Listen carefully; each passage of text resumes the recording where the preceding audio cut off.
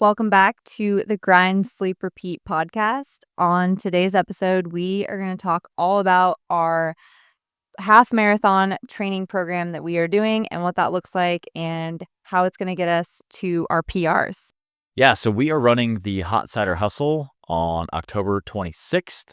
So it is going to be 12 weeks from when this podcast released.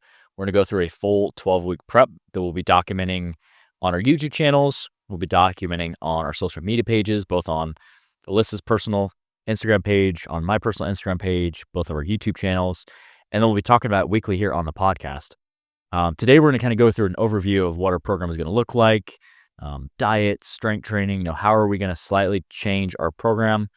Because right now, strength training is a very heavy emphasis in our program, and we still want to strength train, but the main goal is going to be prioritizing this half marathon and not just finishing the half marathon, but how do we set a goal? How do we train hard and actually improve as a runner to PR our half marathon? So that's what we're going to document. So if you'd like to follow along, follow the podcast, subscribe to this YouTube channel or whatever platform you're listening on. Go check out Alyssa's Instagram page, Alyssa Schaefer Fitness, or my Instagram page, Jordan Schaefer Fitness. And like I said, follow the weekly podcast because we're going to talk about different topics specifically about training for a half marathon, from things about running, warming up, avoiding injury, nutrition, strength training. How do you craft a program to PR your next race, whether it's a 5K, 10K, half marathon, or whatever endurance event it is? How do you train hard and structure it to PR? Yeah, and if you are someone who's been following us for a while, you know that we like to train hybrid, so we'll kind of tap into that. We've also done a full series on our last half marathon prep too. So this time we are running the same half marathon. I know you ran another one in the fall. So this one is the one that we run around Lake Zorinsky, and this is a lake that is nearby us. So it's nice because the run that we're doing, we practice daily. So, or not daily, but we practice weekly. So we have an idea of what the route looks like. We're familiar with the route. It's not super hilly. We can, practice it over and over again. So it's kind of nice because we can get a good idea of what that looks like. And we've done it before. So Yeah, if you are running a race, I think it's so valuable to, one, find out what the route is, kind of look at the elevation map, look at, where the hill is going to be. Is it going to be early on in the race? Is it going to be at the end when your legs are fried? And if you can, try and go run a little bit of the route too. It works out really well for this half marathon. We've run this one before where I know exactly where a hill's coming up. I know exactly where a downhill's coming up. I know exactly how to pace. So this is going to be right in our wheelhouse to really try and PR. But yeah. let's talk about our goals. Let's talk about that first. We can talk about programs next. So as far as our time goals, we're going to set specific times. My last half marathon, I did hit a 1:37. That's my current PR for my half marathon. I would really love to hit a 1:35. So that's in my head. Every workout, every mile that I'm doing, I'm thinking of that as the main goal. Every workout is going to have a different emphasis, and every little workout is a piece of the puzzle to help me reach that goal. But, that's really what I'm trying to gun for. It's going to be right around that 7-minute mile pace for 13.1, which will definitely push me. And I think that's really why we wanted to sign up for another half marathon in a race, is because I really like to set a goal that's going to be advantageous, that is going to be a challenge that I don't know if I'm capable of hitting a 1:35 half marathon, but I want to set it because it's going to make me show up for every workout. It's going to make me want it. So, I really want to set that goal that I'm not quite capable, or I'm not sure if I'm capable of doing it, because like I said, it's just going to make me show up. It's going to make me want it. It's going to make sure every single workout there's no stone unturned type of mentality, and just show up on race day ready and prepared. How about you? What is your specific goal for this half marathon? What's your time goal that you're gunning for? Last time that we tried to hit a goal, mine was a 1:54. So this time I think I'm going to try to get 1:50, if not below 1:50. That's awesome. Yeah, that's going to be awesome. I'm super excited about, just training for this. I love a prep. I love having something to train for, with an end goal too. It's okay to just go run a race. I don't think there's anything wrong with that. You want to sign up for a 5K, 10K, half marathon, or even a marathon. If you've done it before, it's like, I just want to have a race. Bucket list. Yeah, bucket list. But what we want to talk about is if you have a specific time goal, how do you structure your training around that? So let's kind of go into our training, what that's going to look like for the week, how we're balancing strength and running, avoiding injury, nutrition, and just talk about what our half marathon prep is going to look like for the next 12 weeks.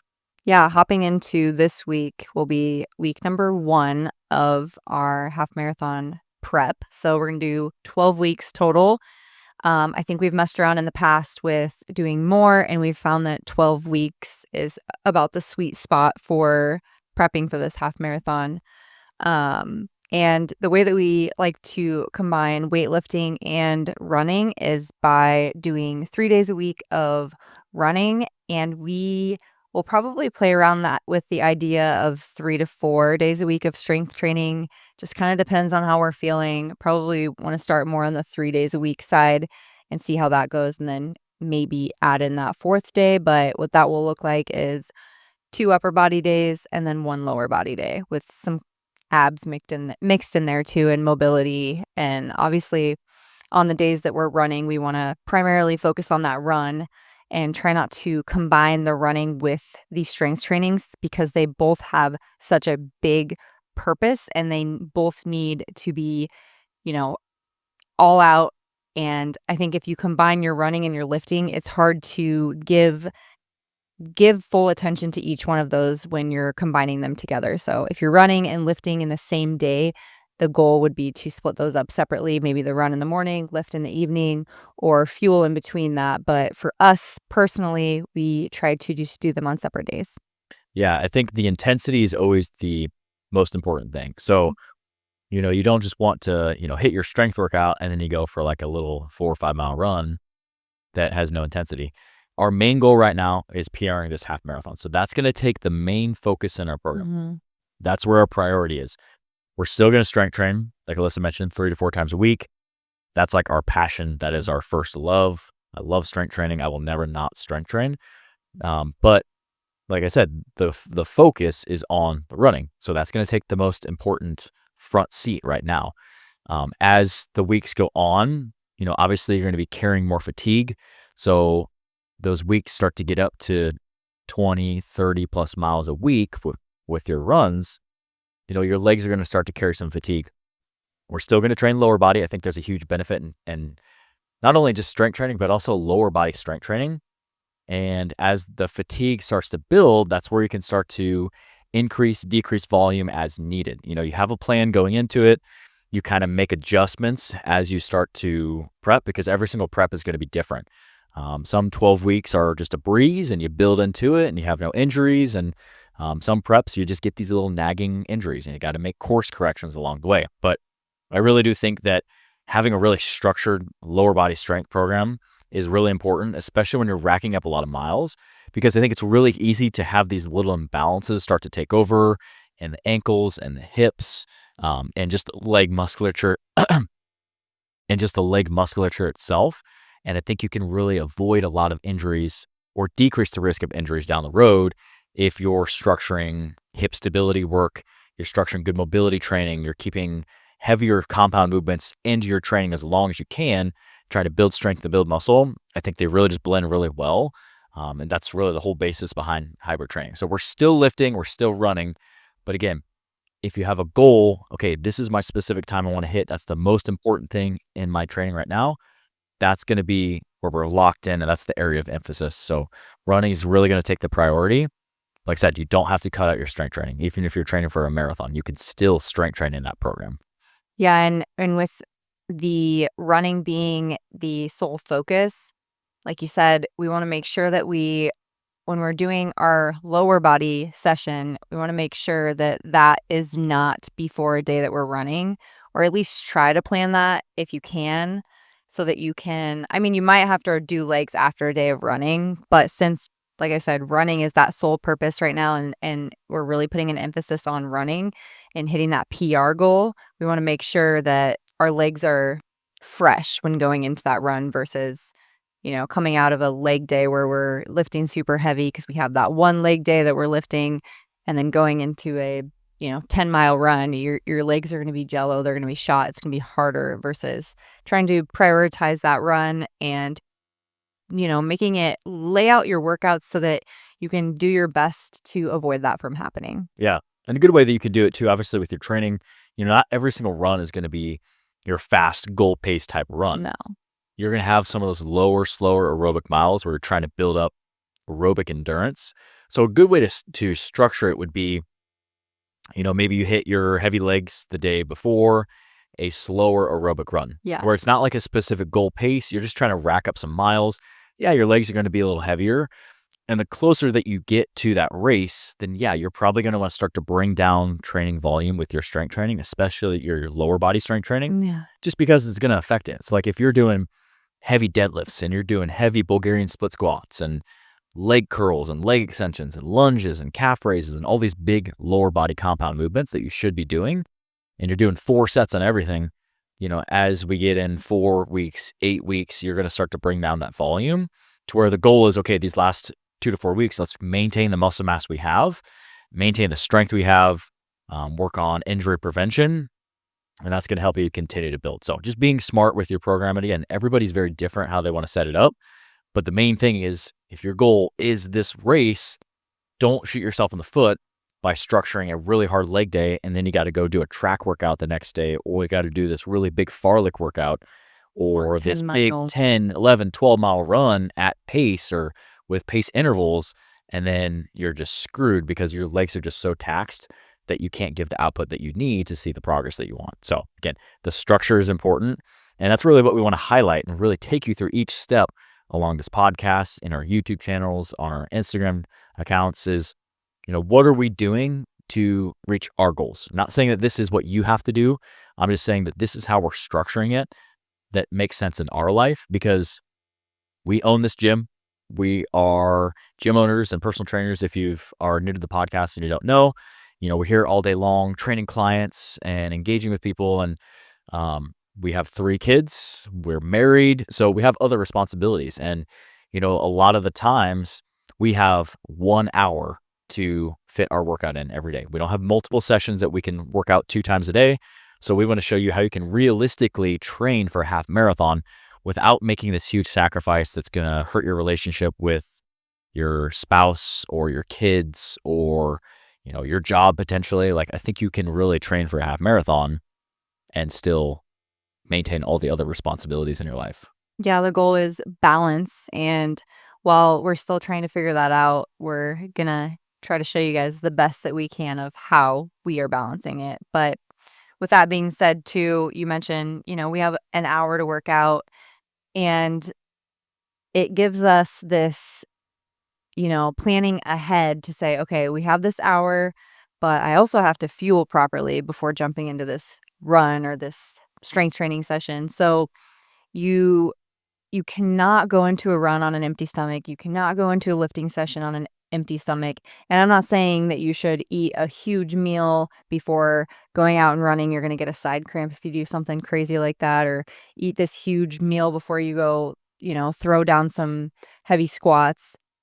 That's not what I'm saying. But if you can find a way to eat, a couple hours before and making sure that you're getting in a good carb source, protein, and some healthy fats in there, a good solid foundation, a good solid meal, it's going to set you up for success into your workout. So that's also a good point on how you're trying to structure your day and staying balanced by planning ahead. Because really, if we didn't plan ahead, there's no way we would be able to do all these things, Yeah. having a business, getting the kids where they need to be, training clients, and then trying to put ourselves in the mix of all of that as well. Yeah. You really have to plan ahead and prepare your meals, lay your clothes out, lay your, supplements out that you're taking, make sure you have everything ready, and then you have no excuses. It's ready to go. So I only have that hour, but in that hour, I've already prepared myself and set everything up to go so that when that hour is ready, I'm ready and everything's ready for me and I don't have to even think. It's just there and I'm ready to go. Yeah. I'm not saying that it's going to be easy, but I really think that it's going to be worth it. And I think it's a very powerful thing when you set a goal for yourself and you're doing something for yourself because I think it is, it's really easy. We do it all the time to sacrifice our health and our sleep and our meals and our fitness. But I think it takes, a lot to say like, hey, I'm not being selfish by prioritizing myself. I'm trying to be the best version of myself. I'm trying to set goals so that I can be a good example for my family, for my kids, for, our clients. Like, I think that's really a powerful thing when you prioritize yourself first and you say that, I have this goal, I'm going to set myself up for success. And I don't think it's a selfish act. I think it's a very selfless act. I think that it's a good way to just show people that they're capable of doing anything, and what it really takes and the dedication and the diligence that it takes to reach a goal that you set out. So I think that's a super powerful thing. But I think it's really easy to like Make excuses. make excuses, or it's easy to let yourself get distracted. Like there's going to be bumps along the way. There might be a day where we had a workout planned here, something comes up here at the gym, not able to get it in, got to go for a run at 9 p.m. after we get the kids in bed. Like you got to do what it takes. Sometimes that happens. You just got to make the most of what you have access to. You got 30 minutes. You can only work out 30 minutes a day. I think you can maintain and build your fitness in 30 minutes way better than if you're going 0 minutes. So You don't don't need look at hours. what you don't have. Yeah, look at what you do have and make the best out of the circumstances that you have. Yeah, you don't need 2 hours in the gym every day. In fact, that can just cause you to not be able to recover properly and then put you in the hole instead. Yeah. So, I think it's important, like you said, to put yourself first because the better that you are, the better you're gonna show up everywhere else. Yeah. Yeah. Like we have a 13-year-old, we have a 10-year-old, and we have a 3-year-old about to be 4 years old. And I love having our gym here because we involve them in our Mhm. gym. Like our 13 or 10-year-old, we do a youth strength and conditioning class. They come to that. Later on this year, we're going to train our 13-year-old's baseball team for strength and conditioning.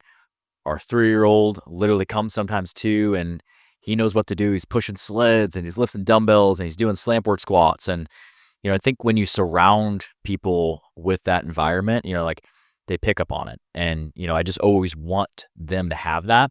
Not to say that they have to go run a half marathon someday or they have to be the super crazy fitness person, but I do think it's cool that they have that to fall back on and they have that experience because no matter what they do in the future, I hope that they have their health. I think that's something that I think setting specific goals keeps you in the routine and keeps you like reaching for something. And I think that's really why we're hungry to set like a goal and train for a 12-week prep and train for a half marathon because, fitness is something we want to carry out for our entire life. But I think it is really important along the way to just set these little milestone markers of like, I'm here, I want to be here. And I'm really going to focus for this amount of time and really try and reach this goal. So I'm really looking forward to this prep. I'm looking forward to just pushing my body and just pushing with you. And it's something that we can go through together because every time we've done a prep, I always love it. I love that aspect of, fitness is something that we really bond over. And I think that it just brings us closer and it gives us understanding of what each other's going through. I think that's a big thing with owning our gym together. Like we have an understanding of what each other's going through. Having a family together, it's the same thing. So this will just be another layer to that I'm really looking forward to. It's like you read my mind. I was gonna go into that actually, Telepathy, yeah. that that you gotta have a partner that's on the same page as you and is understanding and wants you to do good for yourself too. Because if you have somebody that's getting in the way of that and not allowing you to, "Hey, can I, go out for a run while you take care of the kids and get the kids a bath and get them ready for bed." And, like, it's easy because you and I both know how important it is for us to go get that workout in. It's gonna make us feel better. It's gonna make me be in a better mood, be more present, be more, just be a better person for everyone else, honestly.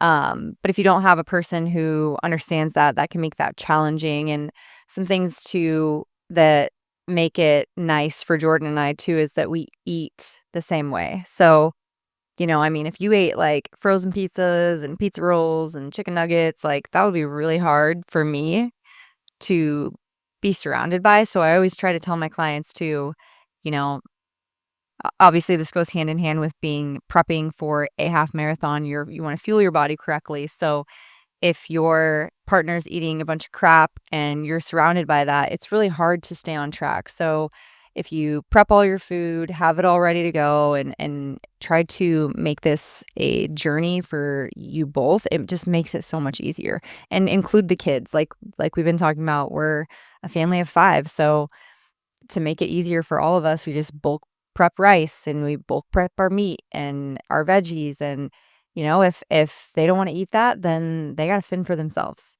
Yeah. Figure it out, but that's just how simple we make it. We try to keep it super simple, and, if Jordan forgets his lunch, I'll pack him up whatever we got in the fridge too, bring it. You just gotta be on the same page and have that person next to you to be able to support you through your journey and your goals too, I think it's Yeah, important. I think it's super important. So I'm excited. I am excited to just go through this prep and just really focus and just, test myself. I'm excited to do it together and just document it here on the podcast, on our YouTube, on our Instagram. If you guys have questions, we'd love to answer anything and help any way that we can. Just let us know down in the comment section below. Yep. And like I said, just stay tuned. Every week, we're going to be covering different topics, talking specifically about running, about lifting, about nutrition, and how it all ties together to PR your half marathon. So I'm excited and I'm ready to crush it and PR this half marathon. So Yep. thanks for tuning in, guys. We hope this podcast gets you excited as well. And tune in next week where we will go through our first episode. Well, I guess today's technically the first episode, Week but number 1. episode 2, we'll go through our first topic on our half marathon prep. So thanks for tuning in, and we'll see you guys in the next episode.